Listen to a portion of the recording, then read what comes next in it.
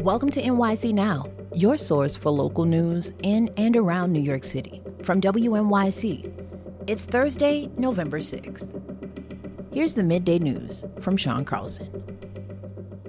The NYPD is investigating after a driver going the wrong way fatally struck a woman crossing a West Village street today.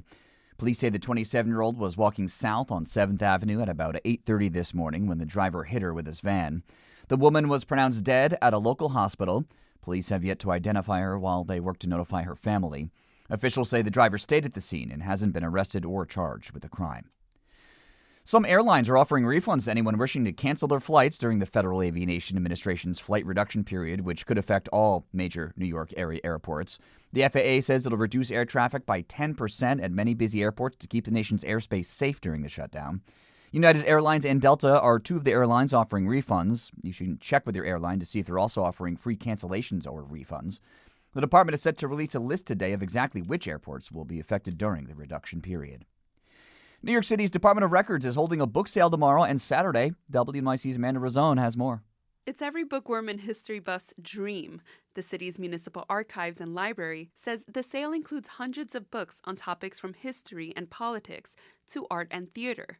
Some books on offer include titles like 1899's Nooks and Corners of Old New York and Yesterday's on Brooklyn Heights, published in 1927. The library says most of the books on sale are either duplicates or not relevant to the department's mission anymore. The sale runs from 10 in the morning till 4 in the afternoon at the Surrogates Courthouse Atrium on Chambers Street in Lower Manhattan. It's a little brisk out there, 53 degrees right now. Windy, but the wind's going to die down through the day. It's going to be chilly tonight, temperatures in the upper 30s.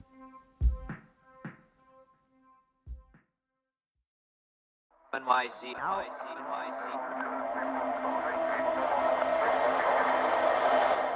On WNYC, Michael Hill. Two candidates in Jersey City's race for mayor will now head to a runoff election next month after no candidate received the majority of the vote on Election Day this past Tuesday. Rivard is a reporter for Politico, and he joins us now. Hi, Rye. Good morning. Remind us again who the candidates for Jersey City mayor are in this runoff. Well, now it's down to former Governor Jim McGreevey and a city council member, James Solomon.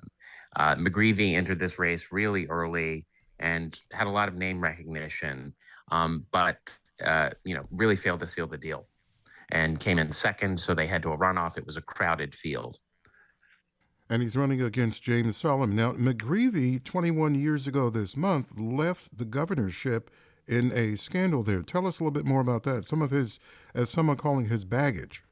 Yeah, he had a number of scandals. The one that got him in a lot of trouble was he's remembered for this speech where he talked about being a gay American, but he had also hired essentially his lover to be on the state payroll, and that didn't sort of go over well. And he's been on a sort of second chances journey. He went to seminary. He started a kind of a rehab program. And I think he thought he could come back into this race and capture the vote. And he really, like Andrew Cuomo in New York, was a governor who voters didn't seem to go for quite yet. He obviously has a chance to win, but I think it's going to be hard coming in second in a rematch. Now, James Solomon is also in this race. So how does this runoff work? What can voters expect on December 2nd? They show up and vote for the two candidates who couldn't get over 50% on this week's election day.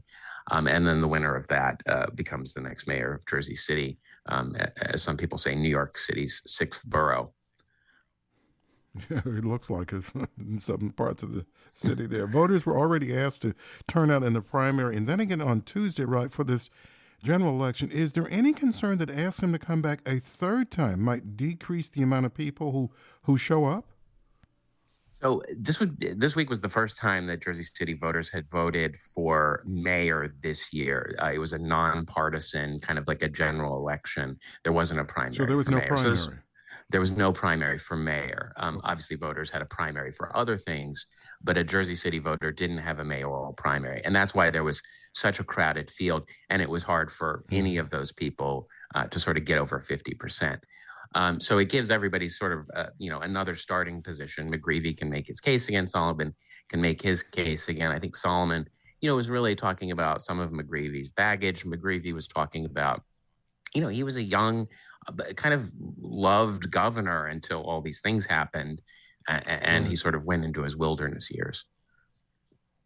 What issues have been bringing Jersey City residents to the polls? What are they voting for? What are the issues? Housing costs. It's just like New York City. It's just like anybody listening to any radio station across the country. It's the cost of living.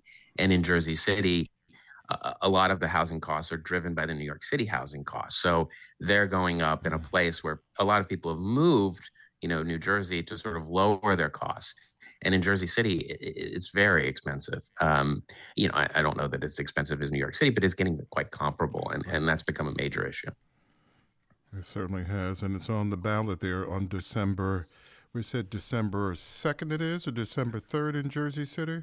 Early December. December 2nd it is. Yeah, early December. All right, Rivard with us. He's a senior reporter for Politico. Rye, thank you for this. Thank you for having me.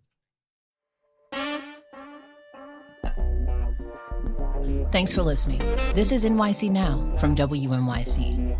Check us out for updates every weekday, 3 times a day for the latest news headlines and occasional deep dives. And subscribe wherever you get your podcasts. We'll be back this evening.